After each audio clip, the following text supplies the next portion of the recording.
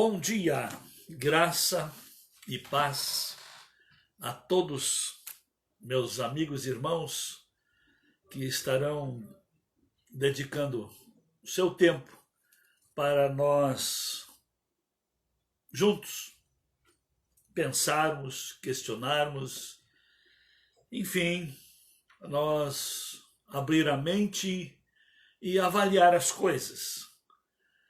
Isso é muito saudável e deve ser começado pessoalmente, consigo mesmo. Como é que foi a minha noite? Como é que foi o meu dia? Como é que foi a semana? Como é que foi o mês? Como é que foi esse último ano? Como é que foi os meus últimos? E eu descobri uma coisa interessante, que o ser humano ele tem fases. E custei a entender isso. A minha fase, ela se renova de 10 em 10 anos. Eu vou dar uma pequena informação. Eu trabalhei 10 anos na agricultura, 10 anos na metalurgia, 10 anos, passou um pouquinho, mas ajustado fica uns 10 anos em comércio. E aí, em cada 10 anos, parece que a gente precisa, diante desse novo desafio, que foi quando eu descobri o desígnio da minha vida, o meu chamado. Então, de cada 10 anos, há uma necessidade de um renovo, de um ajuste, de uma reflexão, de uma maneira nova de pensar, pois há diferença no ser humano de um para com o outro, quando há 10 anos de diferença de idade. Aliás, nem só a idade, mas de vida ativa, de vida envolvida. Porque tem pessoas que têm muitos anos de vida, mas não têm vida vivida. Não tem vida construída, não tem vida investida, não tem vida planejada, projetada, não tem vida relevante, que possa dizer que em tal tempo Deus me usou para tal coisa, em tal tempo tais situações, circunstâncias marcaram e definiram o que eu sou hoje. Deus oportuniza, nós é que não sabemos aproveitar o material que Ele nos dá. E há um material muito interessante chamado tempo. Exatamente. Porque se nós não dermos o valor devido ao tempo, o tempo passa, o tempo é que nem águas. Dificilmente a pessoa vai tocar pela segunda vez na mesma água que passou. Exato. Você não vai tomar a água que já tomou, tá aí. Ou você não vai conseguir tomar a água que você colocou fora. Assim é o tempo também. Todas as coisas têm o seu devido valor. E quando nós nos despertamos para o valor da vida, nós vamos descobrindo o valor daquilo que constrói a vida. É dessa maneira que criam-se as diferenças de uns para com os outros. Deus criou todos os seres humanos com o mesmo material, podemos assim dizer. Criou-os à sua imagem conforme a sua semelhança. Mas é a maneira que cada um valoriza o dia a dia, as oportunidades, é que vai agregando valor a si. Então é aquilo que eu desenvolvo, que eu tiro para fora, que eu aperfeiçoo como capacidade original que Deus me deu. Porque Deus nos dá tudo como semente. Exato. Tudo é como semente. E a semente ela precisa de uma boa terra, precisa exatamente dos outros nutrientes, tá? O sol, a água, a terra, e a terra tem que também oferecer condições para aquela semente. Ela tem que ser, como se diz, própria para aquela semente. Exatamente. E Deus nos dá sementes. E as sementes divinas é a nossa vida que vai, a maneira que nós acolhemos, que nós desenvolvemos, é a nossa vida que vai produzir os resultados, bons ou maus. Então, que Deus o abençoe e que cada um valorize bem o seu tempo. Porque vai chegar tempo que você vai querer, vai sentir necessidade de um melhor preparo, uma avaliação, enfim, para fazer mais coisa, mas essa tal mais coisa que vai sentir necessidade de ter que fazer, não se preparou para ela. O tempo do preparo passou e aí? E aí? E aí? Aí a vida vai negar aquilo que você deseja colher, ela não vai te dar, porque você não preparou espaço, não se qualificou, não se preparou, não buscou conhecimento. E posso até dizer uma coisa interessante, até mesmo a bênção de Deus tem tudo a ver com o conhecimento que a gente vai conquistando ou procurando ter dele. Não adianta pedir bênção se você não está qualificado, preparado para as bênçãos que você gostaria de ter. É bem fácil da gente ver isso. Vou dar uma receita prática, que eu já falei de púlpito isso, e não é demais deixar registrado num documentário como esse. Numa live que vai ficar e vai ser visto, ouvido e repetido, buscado por muita gente. Vamos fazer um teste? Bom, escreva tudo o que você pede a Deus. Escreva, mas escreva não num papelzinho e depois bote no lixo. Não. Tenha uma agenda, Olha, essa agenda eletrônica aí, do telefone, todo mundo está usando. Agora eu faço uma segunda pergunta. Essa agenda eletrônica, que você armazena tanta coisa, não chega momentos para você não ter que comprar um telefone com mais capacidade de armazenamento, você não apaga tudo? E apagou coisas que você registrou, deixou, armazenou, porque é importante. Eu aprendi uma coisa bem cedo na vida. Aquilo que nós anotamos, nós registramos. E aquilo que está registrado está materializado, não está no virtual, está na matéria, no papel, na agenda, num caderno, num livro. E aí, querido, querida, será que nós não estamos sendo muito práticos demais, porque há um turbilhão de informação, e se de uma hora para outra essas coisas cessarem ou penderem para outro lado? Uma hora para outra e muda tudo. Muda valores, muda sistema de governo, muda as ideias, mudam linhas filosóficas e pendem para o lado negativo. Você até tem apenas como lembrança lá na sua mente.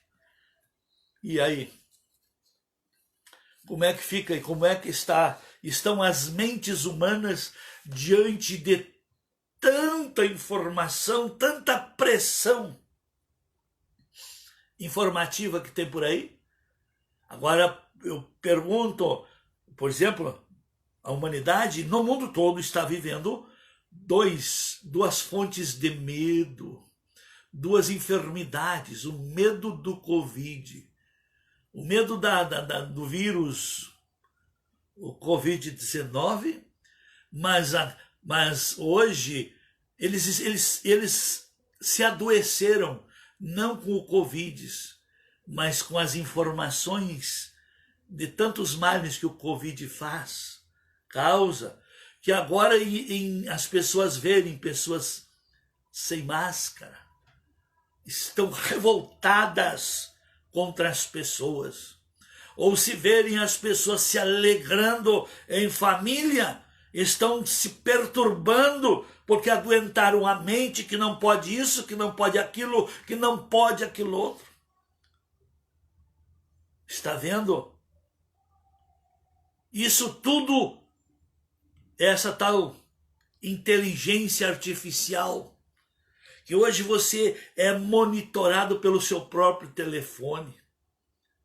Que aquilo que você olha uma vez, quando abre novamente seu telefone, está lá 2, 3, 4, 5 ofertas da mesma linha. Olha um assunto maligno de pornografia e de besteira, se inventar de olhar, abriu a porta para aumentarem as ofertas.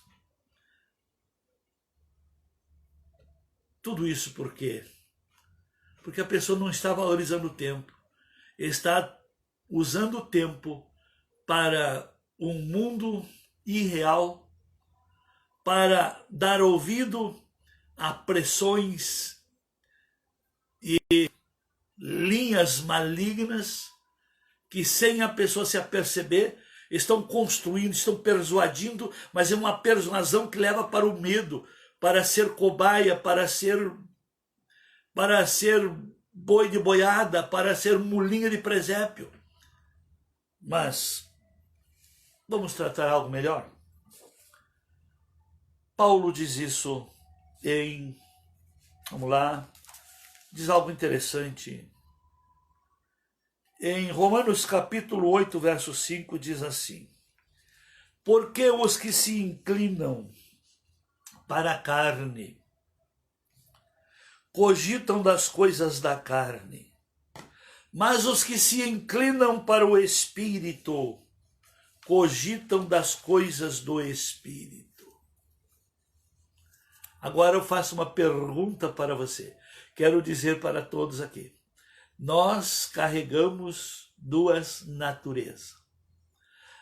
A natureza de Deus, fomos criados à sua imagem, conforme a sua semelhança, e carregamos e trazemos a natureza adâmica, humana, caída, carnal. Assim como sua carne, minha carne, nossa natureza biológica, hereditária, familiar, adâmica deste mundo, lá no nosso interior está a natureza divina no Espírito. E agora vamos lá, nós temos as duas naturezas. As naturezas mantêm sua originalidade à medida que é bem cuidada. Quem cuida bem da vida espiritual, não, eu vim de Deus, eu amo a Deus, eu tenho Deus como meu Pai, eu procedo dele, há um propósito dele para a minha vida, e quando há um interesse em Deus, há uma inclinação para as coisas de Deus. Mas quando a pessoa, desde criança, não é ensinado nada a respeito de Deus, e o culpado são os pais, que não ensinam sobre fé, sobre a origem. E ainda tem mais, essa nova educação do mundo aí, essa educação humanista, construtivista, está tirando Deus de material informativo da origem da criação. E aí então inventam coisas, assim como precisamos sim ter fé para crermos que viemos de Deus. Precisa-se ter fé também para acreditar que um Big Bang gere vida, gere organização, gere espécies diferentes e gere um nicho de sustentabilidade. gere um ecossistema de sustentabilidade. Exige muito mais esforço para acreditar nas coisas que são abomináveis, que confrontam a Deus, que se rebelam contra Deus, do que crer em Deus e inclusive no que nós cremos. Nós temos o privilégio, temos uma abertura que podemos fazer prova. Agora, tentaram fazer prova, uma réplica do Big Bang, e não deu certo, não gerou nada.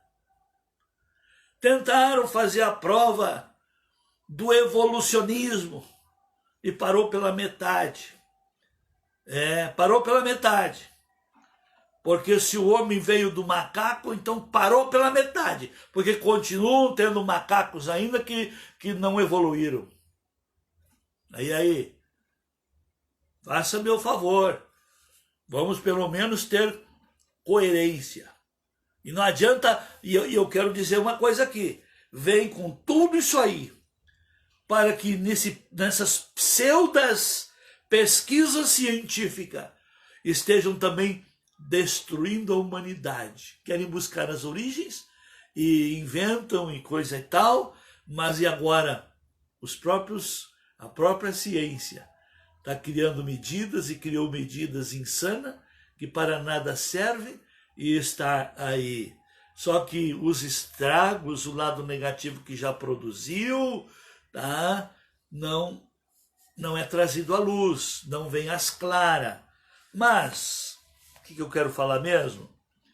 Que para o lado que você se inclina, está tudo dentro de você. Sua natureza carnal e sua natureza divina.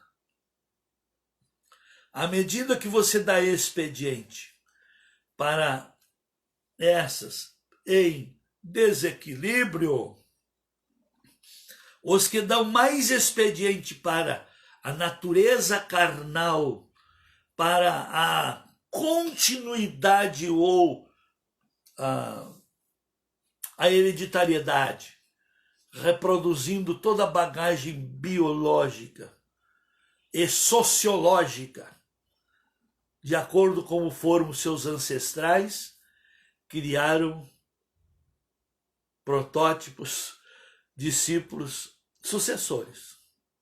E somos nós. Eu sou a sucessão dos meus ancestrais. Você é a sucessão. Assim como meus ancestrais tiveram também a oportunidade de servir a Deus ou a quem quer que seja, mas através de Cristo, Deus oportuniza a todos nós um novo recomeço. Eu, quando olhava para o comportamento de meu pai, lá na década de 60, eu tinha no meu coração, eu não quero ser igual. Mas só consegui ser diferente quando mudei os cuidados, que foi quando me encontrei com Cristo e dei valor à vida espiritual. E como prova disso tudo, hoje eu já tenho o privilégio de estar vivendo 12 anos a mais que meu pai viveu aqui nessa terra, meu pai biológico. Mas está longe ainda de eu ser imitador do meu pai celestial, porque meu pai celestial, ele é eterno. Eu serei eterno também, depois que vencer a última batalha, que é estar dominando as obras da carne que querem conquistar espaço na minha vida para definhar o espírito. O ser humano vive nesta guerra da sua natureza carnal contra a sua natureza espiritual. E é justamente quem não sabe vencer esta batalha dentro de si que pende para as coisas da carne. E as coisas da carne levam para a morte, levam para o fim precoce de todas as coisas. Porque o salário do pecado é a morte. E a carne leva para o pecado. porque os que vivem na carne não conseguem agradar a Deus, não conseguem ter uma vida de domínio, de vitória em vitória, uma vida irrepreensível. Quem vive na carne não tem autogoverno. E olha o que Paulo fala também aos Gálatas, ele diz assim, lá no capítulo 5, versículo 13, porque vós, irmãos, fostes chamados à liberdade. E ele diz, porém não useis da liberdade para dar ocasião à carne, sede antes servos uns dos outros. Eu sou livre. Olha, vamos lá. Não precisa nem explicar muito. Quem são os tais que dizem que são felizes, que são livres? Você é livre, você é dono de si, você faz o que quiser.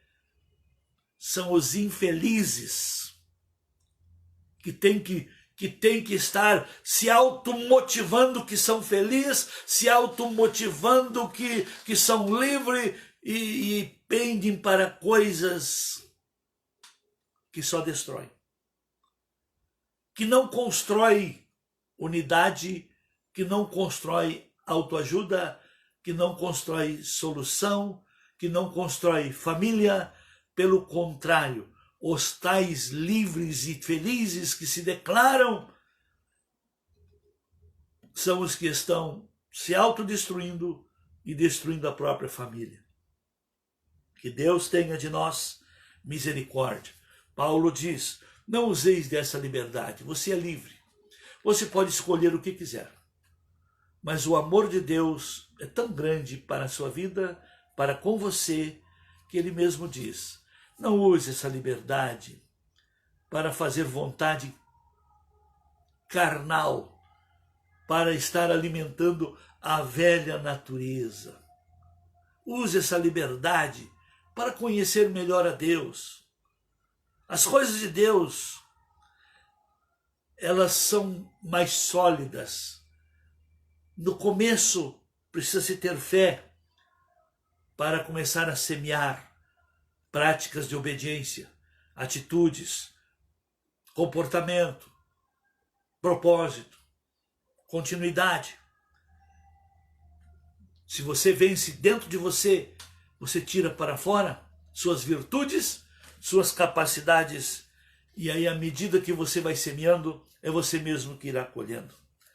E ele diz, Paulo, no capítulo 5, verso 17, porque a carne milita contra o espírito e o espírito contra a carne, porque são opostos entre si, para que não façais o que porventura seja o vosso querer. Impressionante isso. O nosso espírito quer o bem. O nosso espírito quer o melhor, mas a carne não. O espírito quer verdade, solução, resultados positivos. A carne não. A carne, de uma hora para outra, ela muda de ideia, muda de propósito, muda de comportamento, muda de atitude. Por isso, Paulo diz que o fruto do Espírito, deixa o Espírito trabalhar no seu espírito, que ele vai produzir amor. E uma pessoa cheia de amor é uma pessoa de bem com a vida. É uma pessoa que sabe o que é bom, luta pelo que é bom, faz o que é bom. E servir é o que melhor satisfaz o ser humano. E só serve quem ama. É difícil alguém dizer eu amo e não servir, não socorrer, não ser solução, não ser uma voz ativa contra o mal. Porque quem ama vê o mal e ajuda as pessoas a se livrarem. Mas quem não ama, que é o pior para o seu próximo, porque quem não tem amor quer ver o seu próximo inferior. E quem tem amor quer ver o seu próximo melhor. Por isso, Paulo, ele, nessa carta que ele escreveu aos Gálatas, ele fala muita coisa linda sobre construção de vida. E ele diz, não vos enganeis. Não vos enganeis. Deus não se deixa enganar, escarnecer. E ele diz, tudo que o homem semear, tudo é tudo. E você cuide, porque tudo que você faz é como que uma semente, irá se reproduzir. Se você faz o mal, esse mal irá reproduzir. Se você faz o bem irá reproduzir. E a vida, na sua trajetória, irá devolvendo resultado de semeaduras. É lindo ter um Deus assim, que não proíbe, mas mostra. Não impõe, mas propõe. Não condena, mas adverte. Adverte. Que é o ser humano que vai se autopunir. Serão os resultados que cada um, da semente que cada um semeia, que será a recompensa. A recompensa do bem é fruto de obras de justiça. A recompensa do mal é frutos das obras malignas. E o resultado das obras virá como recompensa para cada atitude e para cada estilo de vida. Deus o abençoe. Pense bem. Está dentro de você a escolha, os dois campos de ação. Uma que é só nessa terra que se vive, mas a recompensa nunca vai deixar de vir, porque o ser humano, mesmo que não vá para o céu, ele tem um espírito que é eterno. Assim como a salvação, a vida eterna com Deus, de gozo, recompensas, desfrute, comunhão é eterna, também a Bíblia diz. Eu acho engraçado que as pessoas não acreditam no que a Bíblia fala de recompensa do ímpio. Se funciona, a Bíblia funciona uma parte, a outra parte não. Não, a Bíblia uma parte é verdadeira, a outra não. O ímpio vai sofrer eternamente. Que Deus tenha de nós misericórdia para que não carreguemos impiedade para não estragar o futuro. Deus o abençoe. Até segunda-feira.